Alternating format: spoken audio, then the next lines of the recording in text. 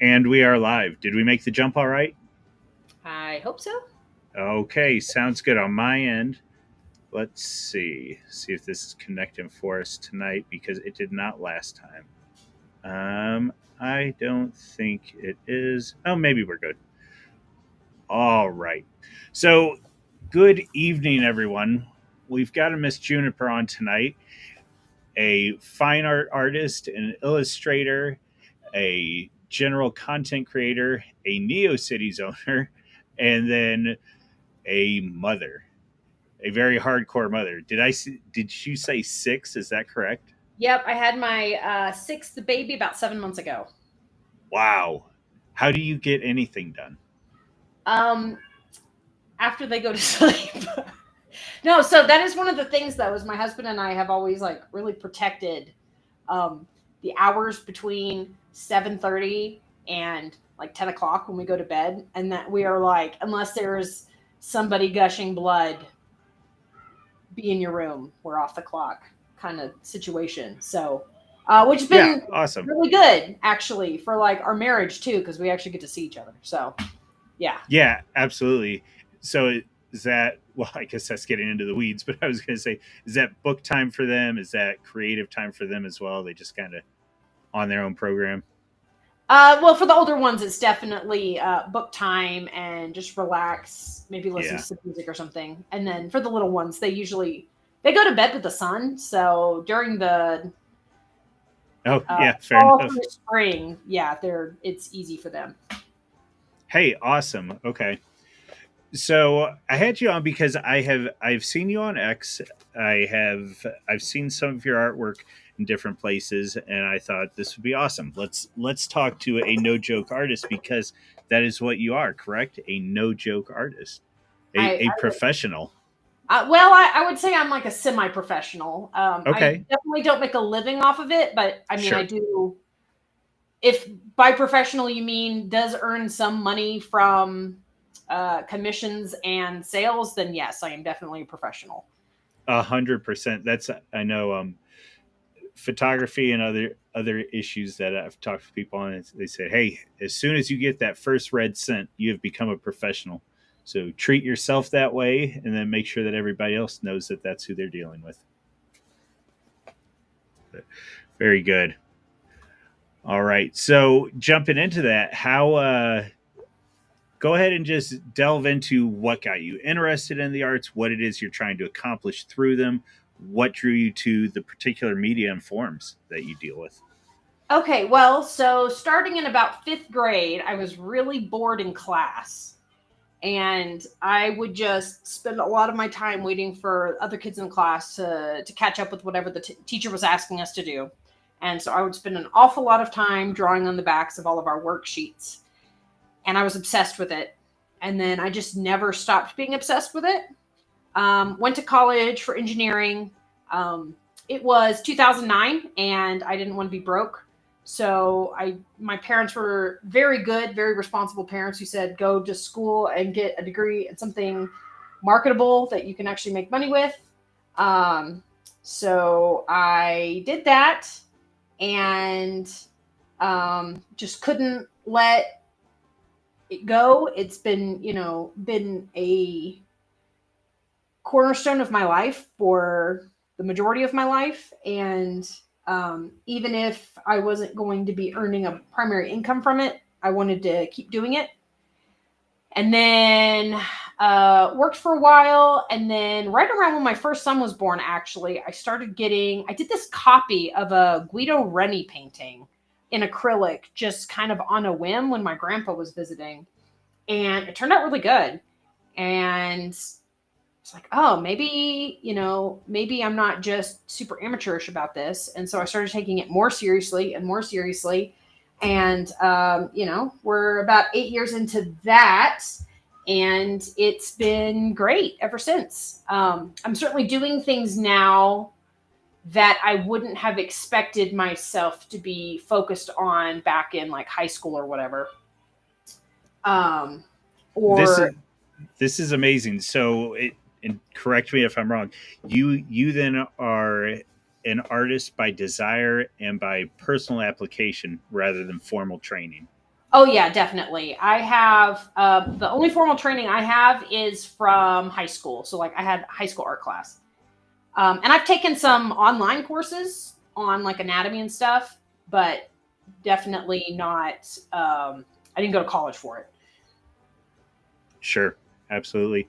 So what as you started poking around in the different forms and the different media, how how would you consider yourself right now? Are you mixed media? Are you primarily oils?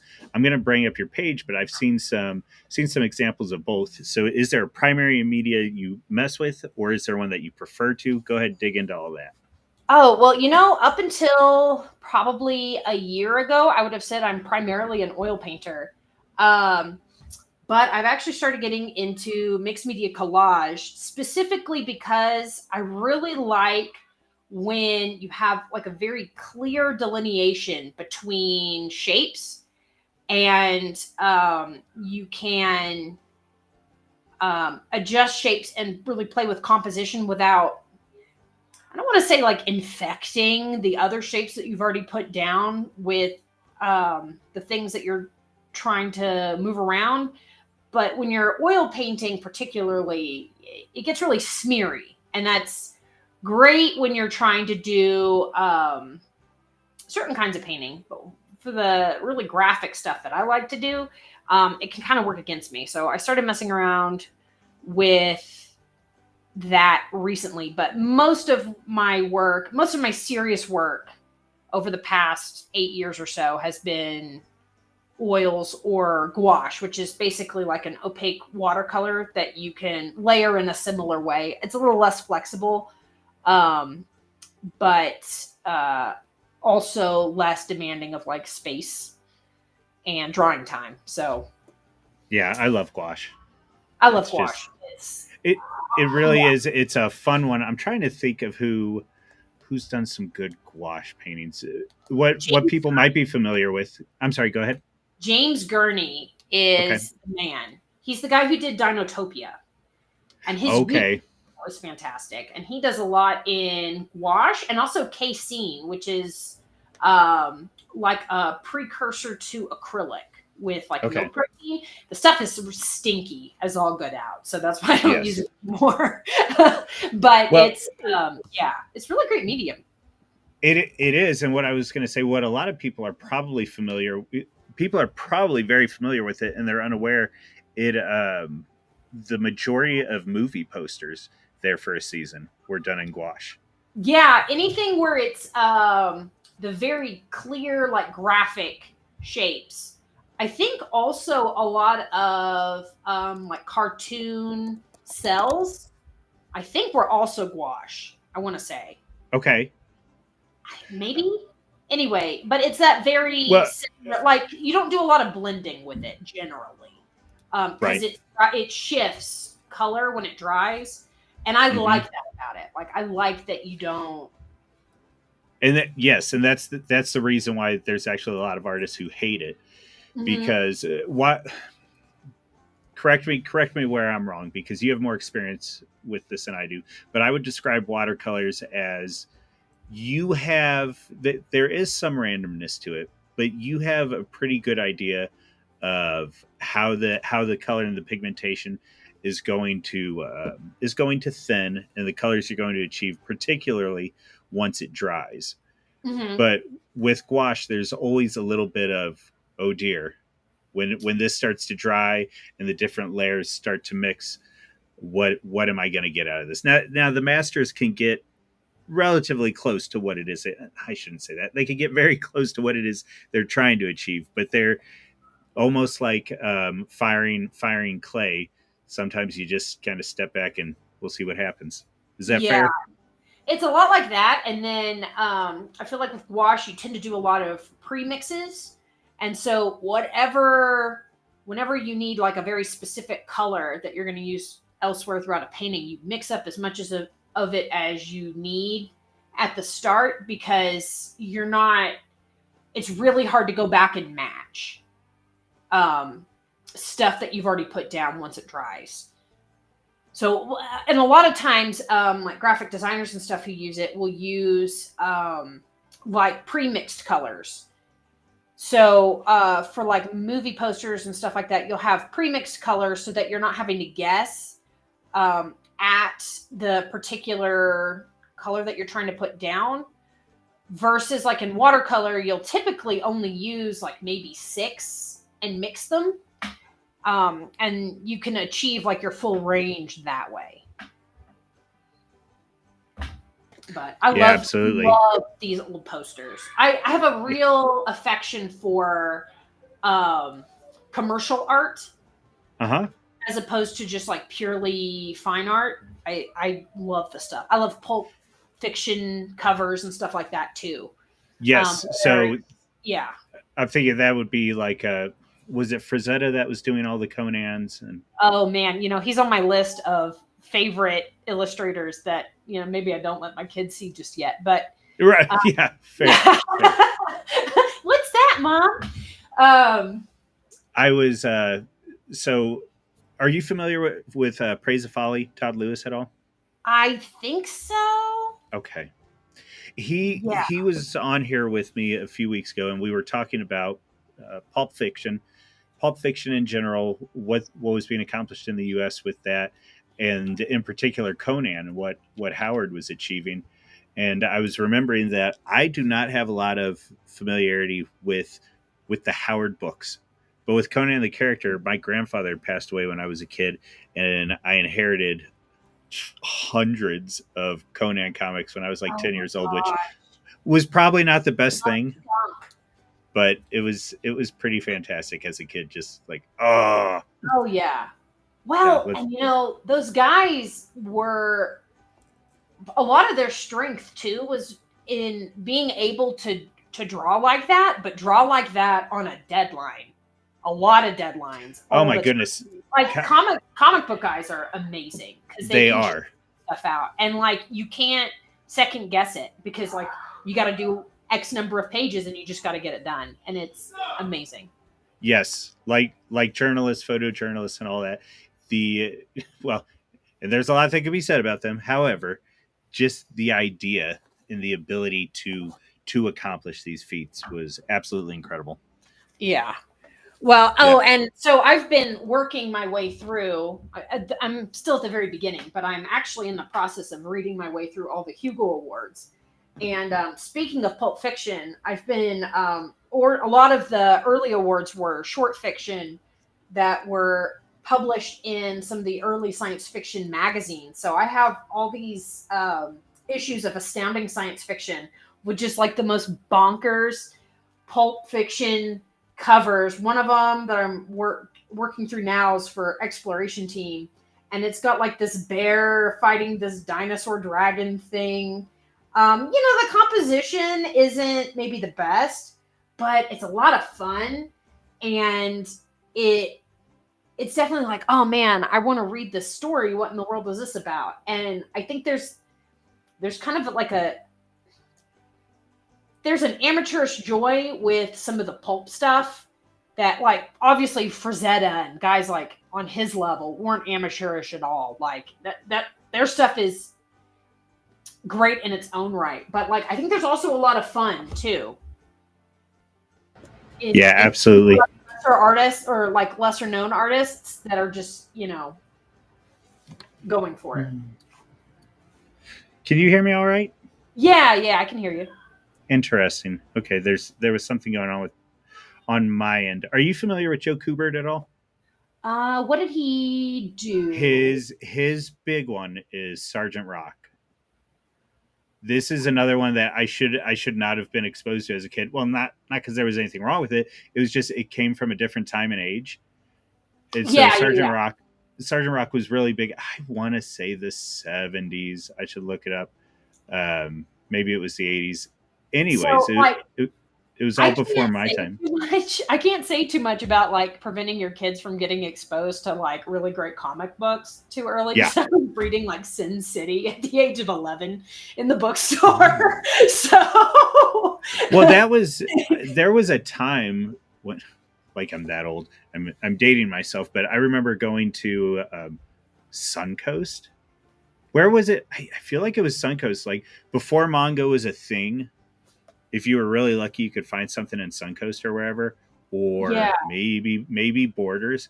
But I remember the first time I saw Battle Royale, and it was shrink wrapped. I was like, "What in the world? This is curious." Well, it used to be so fun, and this is one of the reasons why I really hope that the brick and mortar like bookstores don't finally get give up the ghost, because there's something about just being able to walk the shelves and like find uh I know he's out of the public good graces now, but like Neil Gaiman's Sandman, and be like, oh man, and then or like Amano's covers of Vampire Hunter D, and you're like, who is Yeah, this guy? And this is before uh, before people were just on the internet all the time, so like you would just run into stuff and be like, what in the world I'm is this? trying to remember who did. Oh, what was that Vertigo series with with? Did it have Snow White? It definitely had like. Was it Fairy Tale? What was that series? Was You know what it I'm talking about? It had like Big B Wolf and all that. um What was that? I don't remember. So I only got to read the first volume of the Sandman, I think. So it Okay, might have yeah. been that one, because I know there was like a lot of world Fables, that's what it fables. There was. you go. Yeah, let Yeah, that was me. there too.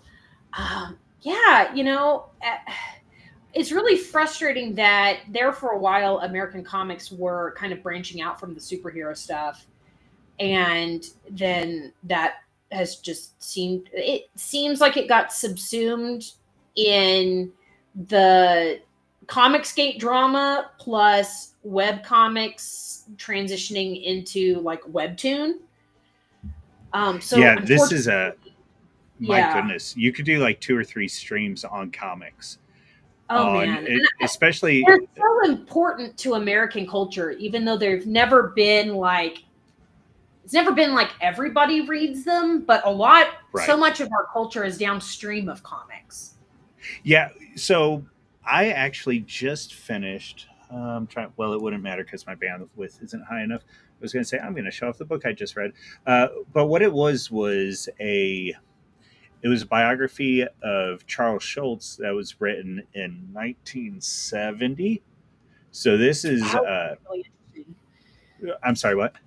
Yeah, that would be really interesting to read. He's Oh yeah. another one of those you could just like churn out a joke. Like I can't churn out a joke every. The amount of bandwidth he could get out of a look from a child was like, Oh what in the yeah. world? Yeah. Well, and it was he had just such a it was never like fake. It was always like the eye of somebody who like knows children and likes children and is around children and like gets it. Yes, absolutely. I So feel like with a lot of especially like picture books now, a lot of them seem like they are written by people who don't really spend any time around children for people who don't actually spend any real time around children. Um, eh, so that makes sense to me, and that's both from an illustration standpoint as well as a prose. yeah, definitely. In both cases, it has the illustration may be less so, but almost in more subtle ways. It's like, why did you?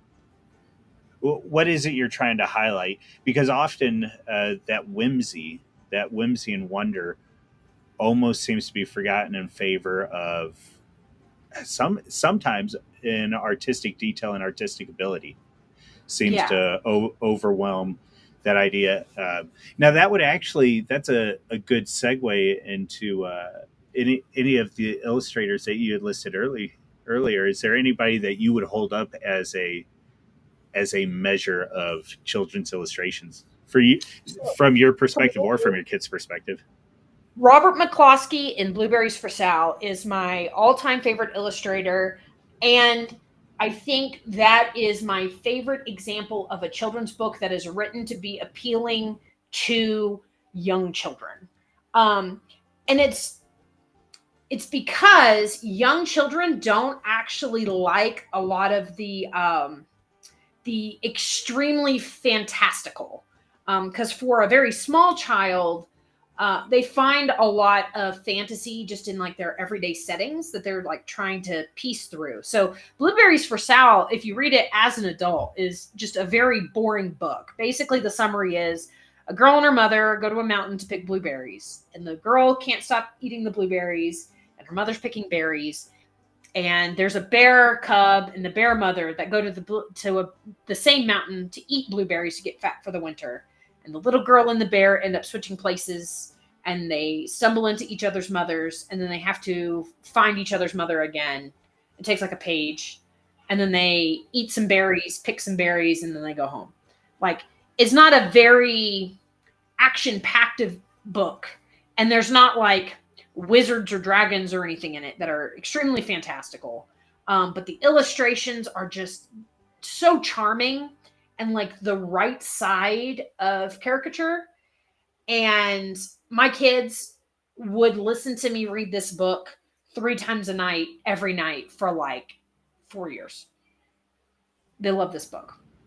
And Robert McCloskey is another one of those guys, kind of like Charles Schultz, who I think likes kids and is a good observer of children. Okay. In that way, yeah. Um, and his illustrations are not kind of that very stiff Victorian style. I think there tends to be some like people more on the like tradish side who really like Okay. the very Like I don't now, want to say these are terrible, but like the like 1950s religious drawings of like kids like praying. chick tracks. No. Like, Okay. well, I'm Catholic, so like the Baltimore Catechism. Ooh, so one, I'm not familiar with that, but two, as you're talking, I'm frankly being reminded of Tolkien's illustrations. If you're familiar with them at all. Yeah, it's for art to I think it's like very delicate. I'm sorry, I can't hear you right now. Oh, sorry. Can you hear me? That's all right. Yeah, you're perfect right now. Yeah, so like Tolkien's were, if I remember correctly, like kind of Art Nouveau inspired, very like naturalist, like stylized and sort of floral. I can't actually remember. Okay, so let me get. Okay, so something like this, or there's another one. He illustrated, if I remember correctly, he illustrated The Hobbit completely, but then they didn't publish his illustrations until like 3 editions in because they were like, no, they're not. Yeah. So I So quite like those. okay, I guess I'm talking more like sometimes in really honestly pre Dr. Seuss, there was a okay. tendency to kind of make a very like saccharine um children's illustration. Oh Yeah. well, Like I'm wondering, like for reading primers. yeah, and they're not terrible, but they're also Okay. like some people will tend to hold those up as like the pinnacle of children's illustration, which I don't think is true. Like I think there's a lot of room in there to play with style and to have fun. Like not everything needs to be Dick and Jane and Yes. See Yeah. Spot Yeah. Run. Like, and there's nothing wrong with those, but they can be kind of boring. Robert McCloskey's more on that end, I think, of good children's illustrators. Okay. Versus like Quentin Blake, who did the Roald Dahl books. His drawings are hilarious, and they match the tone of the book so well. My kids love Roald Dahl too. Okay. Yes. Yeah, so like his illustrations are very much not like meant to Oh, be. he's still with us. Oh, is he? Uh, it seems that way. 92. Yeah. Look at him. Yeah. Yeah. So if you've ever read, like for the audience, if you've ever read a Roald Dahl book, most of them were illustrated with Quentin Blake's illustrations. I think that one of the like fat woman with the kind face, it was kind of a meme for a while. Okay. And Nice. something. These Yeah, are they're great. fantastic. They're very charming, and they suit Roald Dahl's writing style. Yes. It's funny to me that Roald Dahl is primarily remembered as like a children's book illustrator and not like a sex spy, but Okay. yeah. So he worked as a spy, I think, in World War II, and was like a Yeah, honeypot. him and Christopher Lee were bumping elbows or something. And I think he also invented some like medical procedure. Anyway, the guy was a genius. Okay. But yeah, but Quentin Blake, I think, is Yes. simple, charming, works for the book. Like Okay. many ways to make a good illustration, right? So it's interesting too. I'm looking at the whimsy, but then I'm also kind of considering the style and how the subject is the subject. That is the main portion of what he's communicating.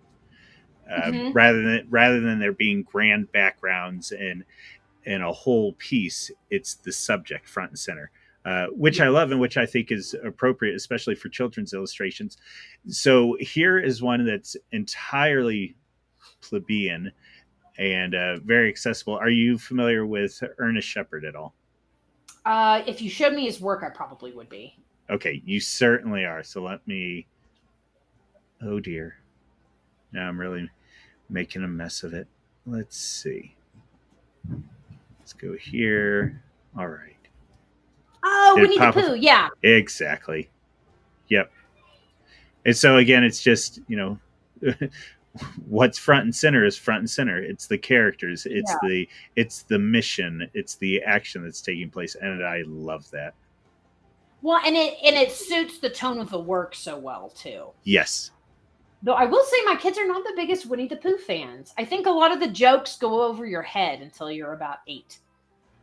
So, and I would even make the argument that they go over your head until you're an old grizzled man in your 30s with a lot of piss and Yeah, vinegar I after think military service. honestly, a lot of the Winnie the Pooh stories were written to be funny to parents, Yeah. which is fine. Like if that's what it takes to get you to read to your kids, like, So that but ooh, but kids don't get it.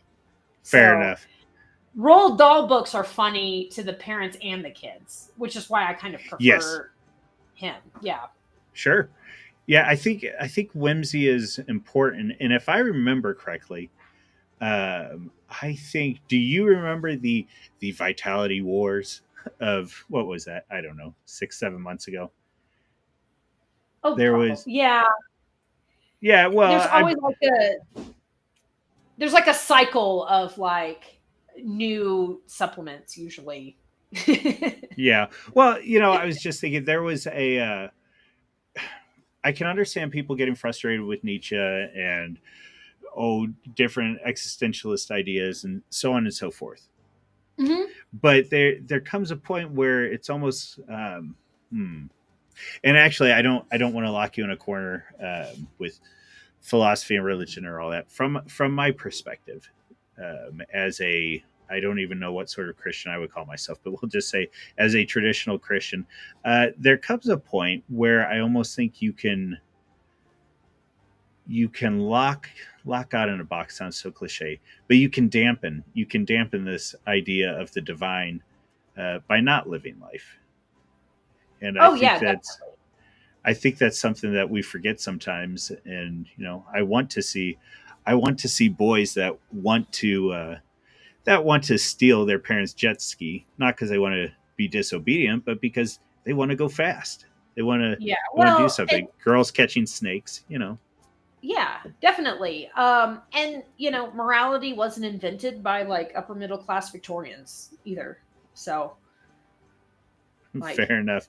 there's lots of good ways to live that are not like, uh, That might get the Alice in white Wonderland's stain. governess. Yeah. Yeah. Well, and I think if you read the saints and different people, I think we've always known this. It is funny how the well-to-do can often make religion a bit of their own, but that's getting off into the weeds, I suppose. But very good. So we've looked at some illustrators. We've talked about comics.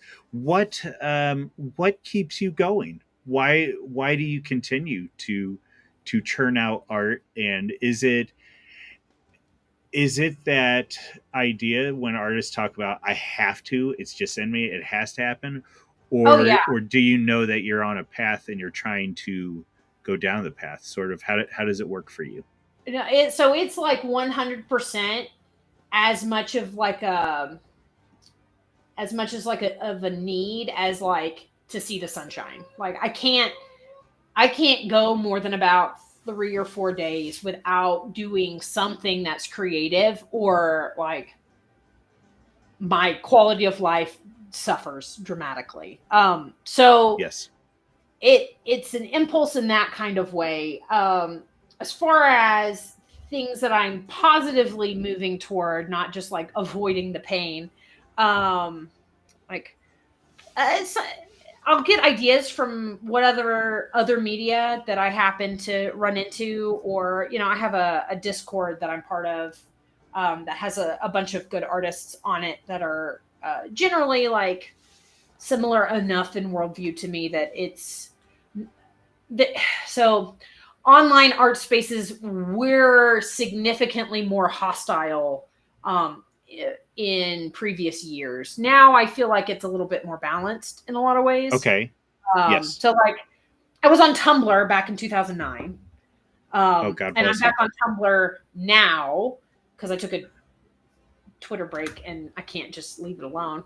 And it's very different. Like um, sort of like the cultural demands of what was considered acceptable for me to and not to create have changed a lot, and I think mostly for the better.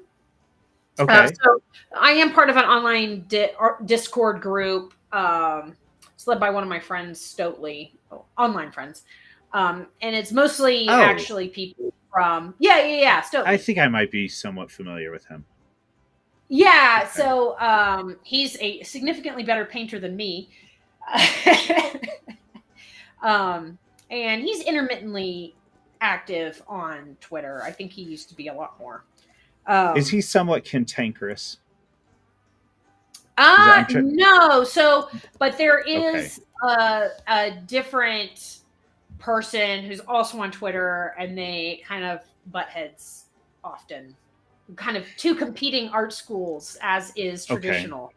So I was I'm there not is really a involved in that much. I'm just like an illustrator, which is kind of right. like the barrel as far as like respectability Well, goes. yeah, actually, So that's a fantastic point. Why is that? I mean, I think it's always been that way.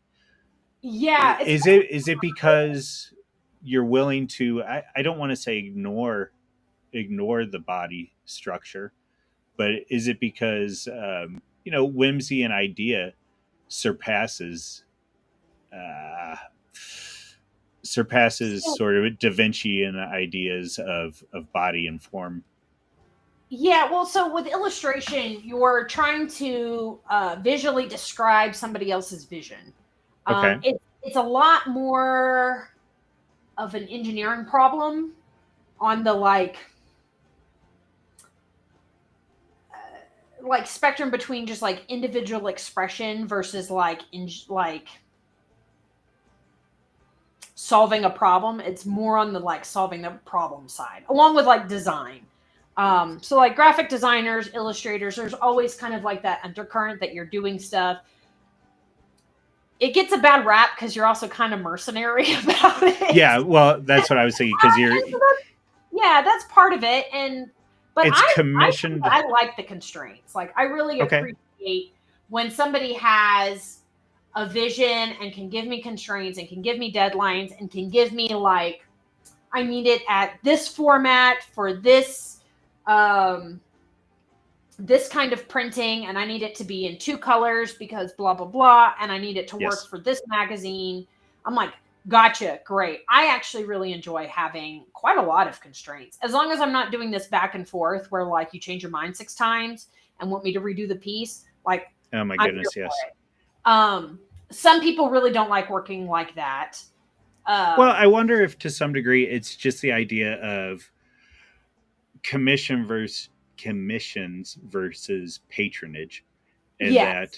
that you know, I have such a vision that I should be supported in my vision. You merely accomplish somebody else's vision. Yes, I mean that is a lot of it. Sure. And I think even people who had patrons like in the past, they weren't just given complete free reign, Hmm. but like you were patronizing them because they had a vision and a particular um, way of doing things, and you were also paying for like the prestige of having like a famous person paint for you, right? I'm Yes. not that famous. I'm here to give you a good product.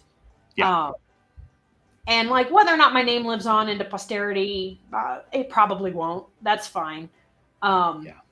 but who knows? Like, there's a lot more works probably that have lasted from the previous century that were ad copy than have lasted that were fine art. So, anything's possible. Yeah. Well, that's it's the Norman Rockwell effect. Exactly. Yeah. Well, and that's a good point. Like Norman Rockwell is an illustrator, right? He was doing all those things as magazine covers. So he could be a really great painter. Um, but he's not like pushing the envelope with technique or anything like that either. So Yeah. Well, and that's so most of the people that are checking this out are probably familiar with Mr. D. If you are not, he is an English artist. Oh, what does he go by? I think it's just Mr. D on Twitter. But he certainly has his own thoughts on art and digs into people. Who was it? Did you happen? Well, I'm sorry. Let me walk it back. Are you familiar with Mr. D? I think because he had a YouTube channel, I think, for a while. If he did not, Academic Agent certainly platformed him a lot. Okay, that's definitely where I've heard him at least. Yes, and so he was on there, and he would dig into different thoughts on art, and he did some deep dives. Which actually, now that I'm thinking about it, I probably shouldn't have mentioned them because they're probably on some sort of membership and they're pay to view or whatever. Uh, but so they're behind a paywall. But he had some interesting thoughts on art, which now that I'm thinking about, again, they're probably all behind a paywall, so it's irrelevant. Sorry. Oh no, that's all good. But yeah, he would dig into they. And I think it's fair, but I also don't think it's the whole picture. And Mr. D was interesting on this stuff sometimes. Just sort of the idea that Norman Rockwell became so ubiquitous, it was kitsch rather Yeah. than art. I But mean, it's definitely at least borderline kitsch. Um, right, I enjoy a spot of kitsch it's occasionally. a well, Uh, and it's not entirely Rockwell's fault, other than the fact that he was willing to work for commission. So yeah. Well, and like insofar as it's kitsch because it's not particularly challenging. Well, like most of my stuff's not particularly challenging either. So yeah, at the end of the day, I do like looking at like nice things. I it's don't a see anything wrong with that. yeah, yeah. Well, Um, and then that it's funny. It's almost as if you can make something. Okay. So, what I'm trying to communicate is there's this idea in art that you want to make people feel. mhm. But, but, if you make people feel too much, then those emotions aren't true. You're simply manipulating the situation. You are. Sentimental or whatever. What's that? It can come across as very sentimental, but like Yes. again, we remember his paintings because they do speak to us um, Yeah. in a really It, profound way. it's just funny to me that within the art community you can have that I want to make people feel things well, and then some guy did and it's like, oh no, that's completely manufactured. That all of a sudden the goalposts get moved and new ideas get added on, new constraints. So I it's expect a curious. lot of that has to do with the particular time in which he was working, because Uh-huh. he was working through the like the modernist movement, um, which was actually really hostile to um, a lot of the way in which he was painting and a lot of the things he was Yeah. expressing. Um, Saturday Evening Post. It's the Saturday Evening Post, right? Not morning. Yeah, they had Yeah. some great illustrators working for them, because before Norman Rockwell started doing all the magazine's covers, it was Leyendecker, who's phenomenal. Yeah. And he was working when they were only printing in black, white, and red, and his stuff's great too. Um, Well, and that's sort of I think it's really easy for us to write off some of what's gone before us. And frankly, I think you're crazy if you don't think that both the Atlantic and the New Yorker had some of the best written pieces of the 20th century. oh yeah, well, The and some of the best illustrators too. mm-hmm. Yep. It's so you got to be fair is the wrong word, and unbiased is certainly the wrong word, but you have to be open and be able to be multi-layered in your approach. Well, so Yeah. and I've run into this with my reading through the Hugo Awards project because there Yes. was a Okay. lot of drama about I want to say like 3 years ago about the Hugo Awards not being Oh, like yeah. not having like the best quality science fiction writers winning their awards and Hmm. stuff like that. But like you have to go back and you have to look at the history of the award and be like, oh man, no, there's some really fantastic stuff here. And nobody else is doing anything that is a better uh, system of curation than what they were doing and somewhat continue to do. Um, Yeah. so, and this is kind of my pet interest right now that I'm still sort of working through with AI, particularly, is that you don't actually have a dearth of content creators. Like lots of people enjoy making art. Lots of people enjoy making movies and things like that. What you're really suffering from, where the bottleneck is right now, I think, is actually a lack of skilled and honest curators Ooh. Yes. with good Please dig taste. into this. Yeah, so I think what you see is there's people with good taste, but for political reasons, they and on the left and the right, but who for political reasons will promote substandard work because it's from their team or from their um, a particular identity group which they want to feature. Um, So you have people who have taste but aren't honest. You'll have some people who just like haven't developed a good sense of taste at all, which is something that you do develop through exposure to good things and thinking about what you like and why you like it. Um, and then you also kind of have to just have the knack for it. Hey, sweetie, you need to go. I'm on an interview. What's up? Sorry, one sec. What's up, sweetie? No, you're good. You just had dinner, sweetie. It's bedtime. So let's see. Um, well, and then with AI in particular, now it's so many people are just generating content that you don't have the limiting factor of it taking you 6 hours to make something. Um, Now you can uh, define some idea, refine your prompts, and in 30 minutes have something that you want to post to Twitter. Um, Right. so, how do people who are trying to enjoy good work find your good stuff and filter out all of the slop, right? Yes. And that's kind of why I'm segueing into my indie web like NeoCities project because it is without um, social media because people are making money off social media and getting a lot of attention off social media. So there's a lot of incentive to put slop on social media. Whereas on the indie web, you're having to code it yourself. It's not as easy to do, or it's not as easy to do as like write 50 words and generate a mid-journey image, right? Oh yeah. And so it's more naturally curated by the nature of um, just having a personal website. Yes. But it's unfortunately also really hard to collect an audience if you don't already have one on social media. So like it's not a good A way. 100%. Yeah. So it's a good Well, land, and then but it's not good if you're like up and coming or whatever. to take a real quick jaunt out on NeoCities, can you apply standard SEO practices and actually rank on Google, or is it totally in its own little, not even walled garden, but you know, it's off Oh, by I have itself? no idea. I Okay. started doing HTML on Neopets when I was like 11. Oh And so yeah, like I can do HTML, I can do CSS, and I don't know anything else about how the internet works. oh that was peak internet.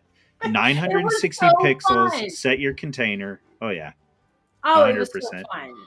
And like But I could pick it up as a, as a preteen and uh huh. have a great time with it and generate like a product that people wanted to come and look at, Yes. a place to put my stuff. Yeah. It is by far within the realm of ability of like most people who are literate. And I love that. Yeah. Well, and it's the common retort, and it's not without merit in that once the doors were opened for everyone, let's use YouTube as an example.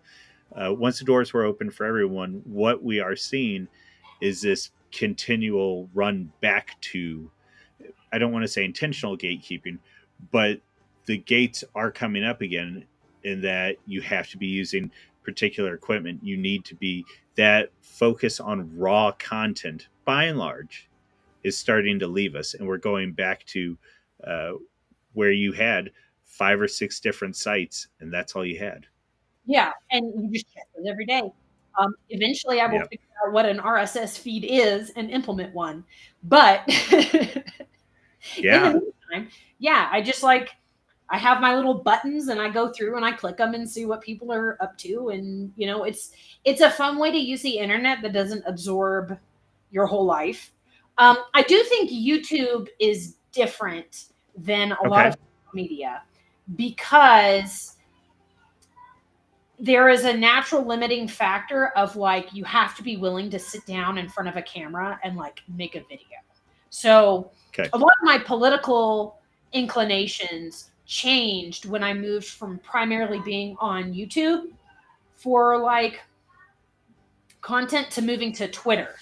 And so like you don't have that natural filtering effect on Twitter of like baseline level of competency in organizing a thought. Okay. Yes. And you're like, oh, this is unfortunate. Um, and so I think that natural limiting factor is healthy. And a lot of that just came out of like social media is just so easy. And Yeah. maybe it shouldn't be. Well, that's, I tell everybody that'll listen, if I did not have a business where I'm at, I would not have social media because it's just exhausting. It is. I don't think it's productive. Well, and I took a break for Lent from Twitter mostly, sorta mostly. I wasn't very Yeah. good, but I did take So a I break. should say, if we're counting X, well then, I I enjoy X. I do. I enjoy it.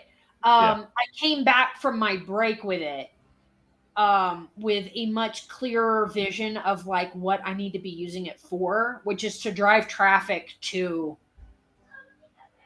my landing zone, which is my NeoCities, right? So like I need to be using social media as a way to get society to like see my work elsewhere, because if I just use social media for its own sake, it's just it just sucks all of the like creative impulse that I have into like nonsense, Yeah.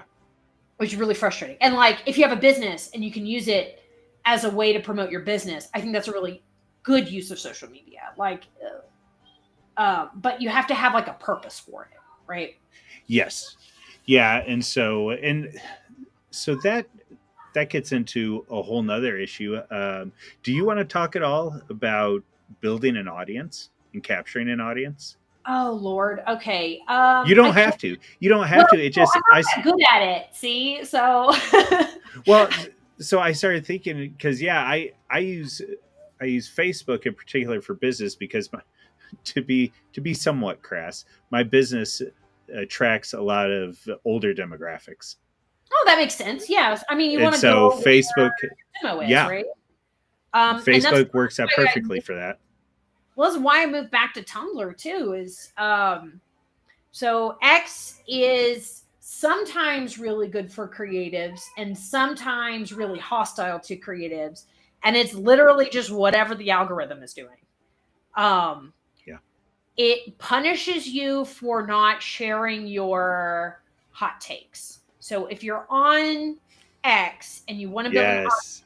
you can't just share pictures or like information about your pictures every couple of days and then build an audience really quickly. Or at least I haven't been able to do that. Every time Right. I've gained any amount of followers, it's because I had a hot take that went viral or I talked Yep. about like my baby shoving his fingers up my nose and giving me a nosebleed. Like visual arts, you can spend forever on them and they can turn out really cool and with a lot of mass appeal, but if you aren't working that algorithm, it's just like not going to go anywhere, Yes. Yep. unfortunately. Well, that's And, like if your business is something that older people use, then you got to be where the older people are and they're not on X or a lot of them are. yes. So So it's interesting that one of the things that we're hoping to do is start doing some t-shirt printing and whatnot this year. One, because that can naturally fall under the umbrella of what we're doing here, but it'll be interesting too if I can expand that in other areas as well. Because X being what it is, and I'm not particularly spicy, but there is some overlap there that I'm like, I need to be aware of what name I'm using and what's doing what. So well, yeah, and that's the other frustrating thing because X really incentivizes you to like be a little spicier than you would like to to be an be. ass, Yeah, well, yeah, and like you kind of got to be a little mean on there to get the clicks. But then, like, I also, if I'm using this primarily as a way to drive like my personal projects, like I don't want my bad behavior on X to like infect my personal projects for into the future, right? yep, yeah, And it does. and it Or is that it's that line, in there of being prudent and wise in the midst of stuff, and it's like, well, during the worst of times, do I want to have the worst reaction? And then during the best of times, do I want to gloat the loudest? So yeah, well, and it's like, well, I have a not insignificant audience, but like how much of that is built around people like my actual work, and how much of that is because I had a spicy take about Target one time, you know? yeah, Like, yep, does it translate into anything? And sometimes I don't know. fair enough. Yeah. Yeah. Well, you are a working mother. I don't want to take up too much of your time. So at any point now, we're roughly at an hour. So you just tell me when you need to jump. But I'm Oh, enjoying you're this. So at the good. same I'll time, it's probably still, head out in about 10 minutes if that works for you. yeah, Um, that's but that's yeah, if fine. there's anything else you want to talk about in the meantime. Well, I frankly am just enjoying talking about art and the process and all that. What are some of your favorite pieces that you've done? Oh, that I've done? And are they, yes, and are they posted on here? Oh, yeah. Basically, everything I'm even slightly remotely proud of, I've put on there that I can find. Unfortunately, I find that in the era of the digital, I Hmm. actually am more likely to completely lose work than I was before I was mostly online, which is crazy, but true. So, like, I've been doing digital art since like 2007, 2008, and all of that is gone. I don't have any of those files. Um, Ouch. yeah, well, I mean, it was amateur stuff. I was in high school, so a lot of it Do was you like, want um, do you want to hear a story? But I will pre warn you that there's a touch of name dropping in there. yeah, go for it. Okay, are you familiar with Larry Elmore? What did he do? let me see if I can pull him up real quick. Let's see. Just a moment to those As for me and my house, we always blow the watching. loudest. Yeah. Yeah. So Middleton's a fun guy. He is an artist himself, and I expected he would appreciate this stream. All right, so here is some Larry Elmore. He is one of the D&D illustrators Oh my from gosh, the this late guy. 70s and 80s. Have you met Yes. him? So, anyways, he and I were talking one day, Oh, and as you do. yes, but what was going on is that we were talking about his transition to digital, which there was none. And I said, really? He said, oh, yeah. He said, digital came about, and he said, everybody started jumping onto it. And I said, no, I'm not going to do that. I'm going to continue going on. Forgive me. I can't remember if he's been primarily acrylics or oil. I think it's oil. You would be able to tell better than me. But, well, that actually doesn't even look like that. That looks like pencil. Anyways, so I said, really, you never went digital? He said, I did not. And he said, one, because I just don't like the medium. Yeah. I don't like dealing with that. He said, but the other thing is, yeah, it hurt in the beginning as people started making that transition, and as art directors and whatever, they're looking for product. He said, I would have to make prints of the originals that I still had, but he said I had the originals, and if I ever wanted to sell the original, I could do that. I could command a premium. And he said eventually they worked it out, and he said one of the best business decisions he ever made was not moving to digital. Yeah, and And I believe it. I thought I'm sure that cover of basic AD&D, I can't even imagine how much that would have gone for. Yeah, well, and it's one of those things. Now Larry Elmore can say that. That's, for people that are trying to bust into the market at this point and deal with all that, it's a much different scenario. But I will say, though, I think it's yeah. easier to sell an actual physical piece of work than it is to get a commission for a digital piece of work and then have to figure out printing. Like, honest to God, one of the reasons I still work traditional is because I do not want to have to figure out how to scan and stitch stuff. I hate doing it. I won't do it. I refuse. So I will sell you a gigantic canvas for a reasonable price, and you can hang it up in your house, and you'll have an original, and I won't have it anymore, but that's okay because I make a ton of art, and I don't need it sitting around my house anyway. Yeah. And it's fine. And because how many digital paintings have you seen where you're like, oh yeah, there needs to be like 200 copies of this floating around? Probably not very many. Mm-hmm. Yeah.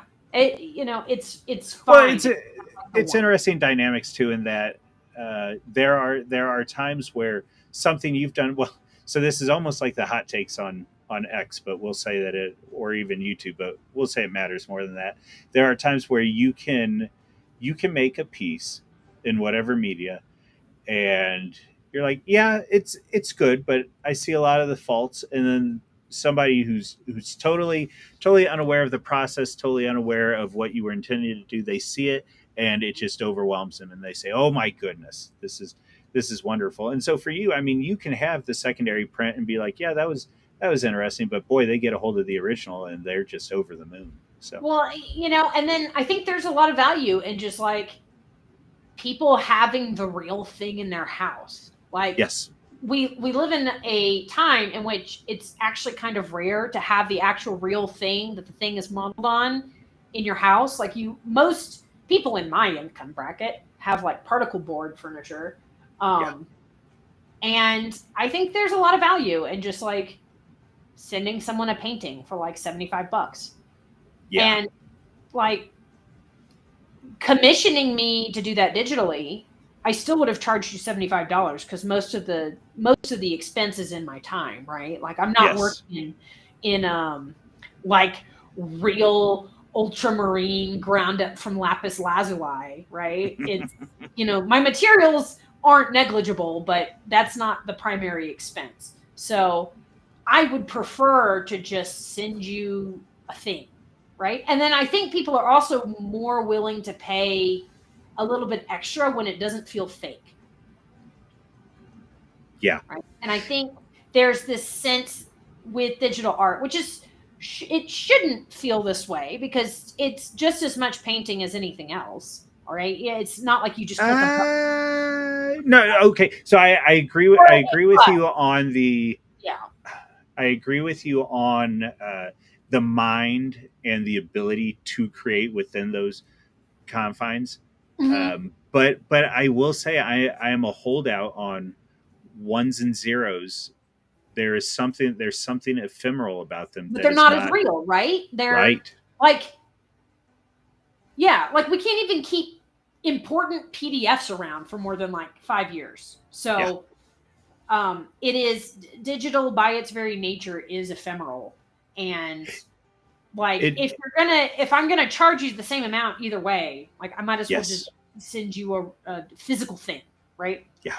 Yep. Well, and what that does for the receiver or for the commissioner is incredible. The I know so part of what I did out here, part of what I'm hoping to reinitiate this fall was driving horses, and I've had some good horses out here, and I had one in particular that was that was the greatest horse I've ever owned. That was blah blah blah. I could go on for too long about him. And my gal, one time for my birthday, she said, "All right, I've got something really special for you," and she pulled out a slat board that a local artisan had taken, and they had reproduced a picture I had taken of him on this board, and that was, it was, oh, it's not fine art and blah blah. There's so many ways in which you could run it down, and to me that's one of the most amazing and most beautiful pieces I have in my house. Just That this is simple. so traditional too in the like Anglo tradition is to like have a painting of like some farm animal that you really really like.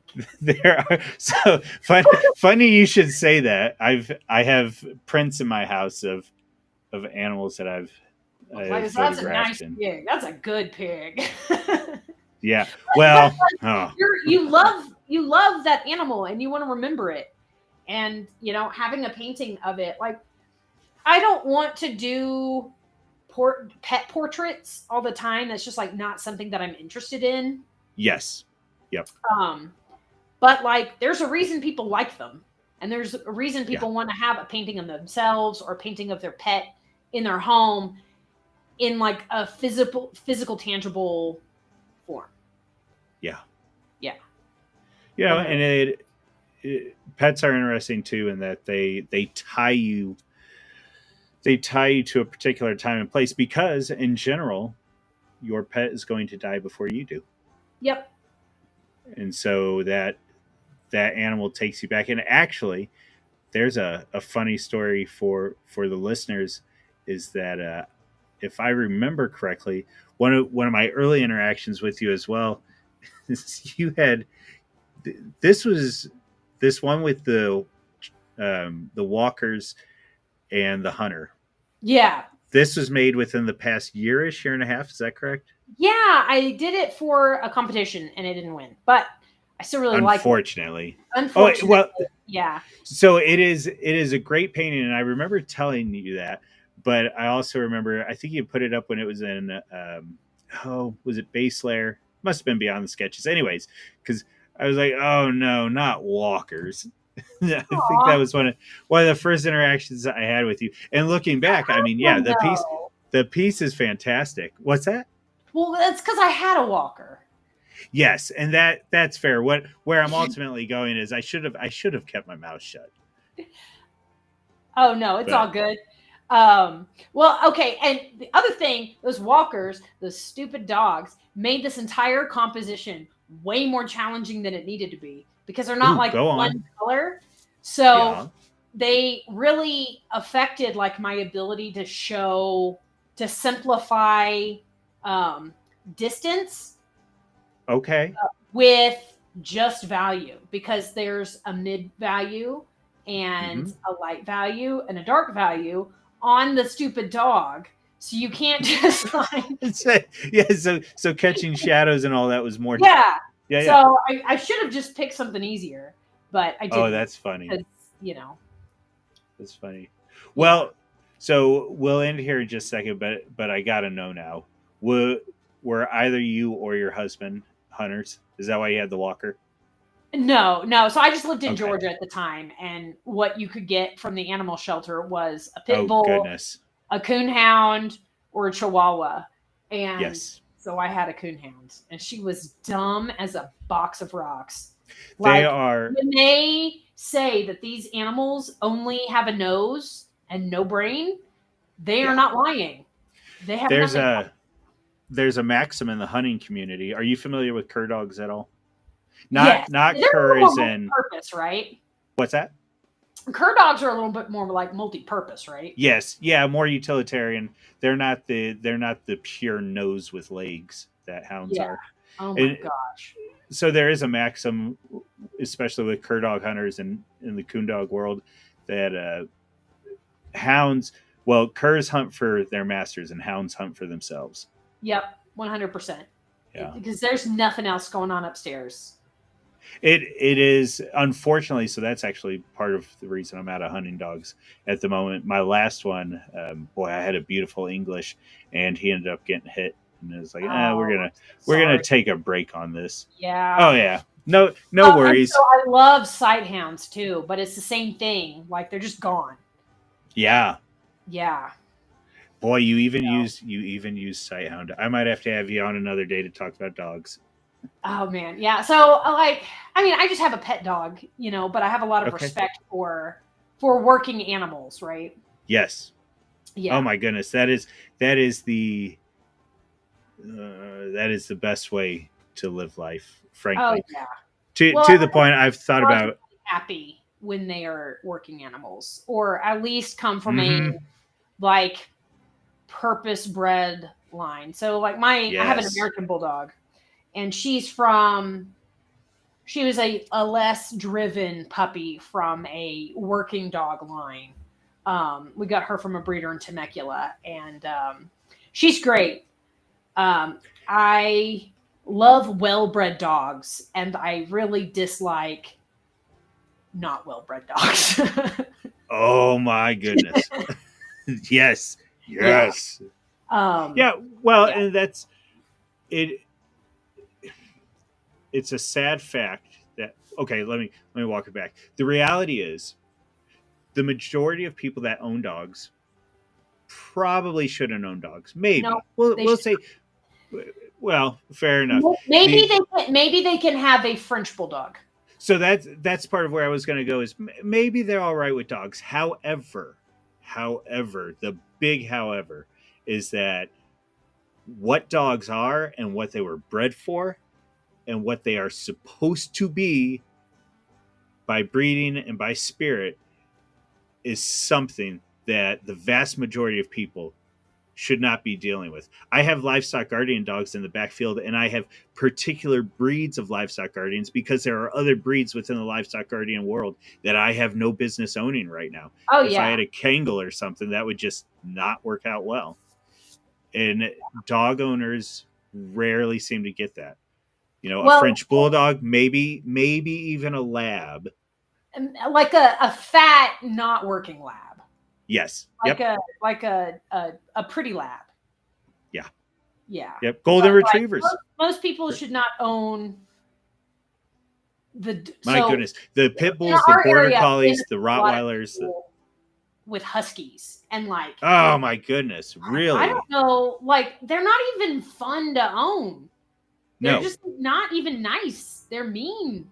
Well, they're not even like bitey mean. They're just like standoffish and rude. they are what they are. They are what they are, and there's no, like, they have the genes that they have, and with dogs, like, they're bred to have the behaviors, and that's kind of why we got the American bulldog, was because I didn't want to have Yes. to train into something the behaviors that I wanted out of my American bulldog, because I wanted she's a Scot, so she's got the longer nose. And she's a little a bit smaller. 100%. So So that's I got her actually as a running companion in Southern California in the desert, so I don't get eaten by a mountain lion. Um, it's interesting that you knew the different lines of them. I was yeah, not going to ask you about that, but I'm so happy to hear that. yeah. So she's a good girl. She's also really Yeah, dumb. Not as dumb, but she's dumb. Johnson and Scott. Yeah, the Yeah, two. yeah. Uh So huh. the I got her as a running buddy, which is why we got the Scott instead of the Johnson. Right. Um, Okay. because the Johnsons, they're also really good dogs, but they're a little bit bulkier. I was worried about with the short-ish nose, um, Mm-hmm. being able to keep up with me on runs and stuff. But yeah, no, she's great for what we got her for. I Yes. also have to be aware of when we have people come to the house who've never met her, or if it's Mm-hmm. been a while, because she has some stranger danger, right? Yes. And I Well, have and to keep that's that in mind because she is a watchdog. She is a guard dog. Like that's what we bought her for, and yes, that's and her this very job. much goes into the idea of there's no bad dogs, only bad owners. It's like, well, I'll only If you bought a agree pit with you. fighting dog, I bet that dog's a really good pit fighting dog. Like, Yes, right. yeah, I will only agree with that idea in so much as there's a lot of people that shouldn't own a lot of no, particular breeds. yeah. And, There's a lot of people who just shouldn't own particular breeds, or just maybe they just need to have a friend with a dog. yeah. Yeah, a friend, a brother, an uncle, whatever. Yeah, Call that's it a kind of day. how I am with cats. Like I don't need a litter box with a toddler, so maybe we just have a friend with a cat and As a visit the as cat. a as a child, my mother was staunchly against us owning dogs because she said that they need to be on farms where they could run around. And as a child, I thought that was so cruel. And now that I have a farm where I have Yeah. a bunch of different dogs running around, I agree with my mother. Shocking. Yep. Yep. Well, and she knew she didn't want to and wouldn't uh manage a dog. So, and Yeah. that's fair. Well, this has been lovely. I have greatly appreciated it. Where can people find you? What will they find? And then, yeah, anything you wanted to tie up with a bow. Okay, well, I am. If you want to message me and get a response immediately, I'm on at a desert dryad on Twitter or X, and then my NeoCities website is where you can find most of my work. It's a desertdryad.neocities.org.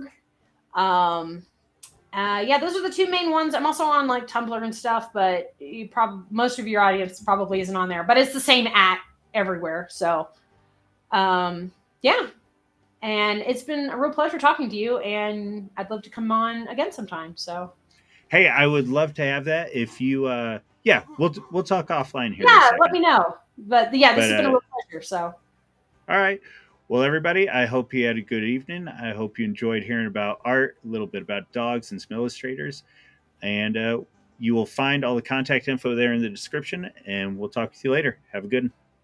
have a good night. Bye.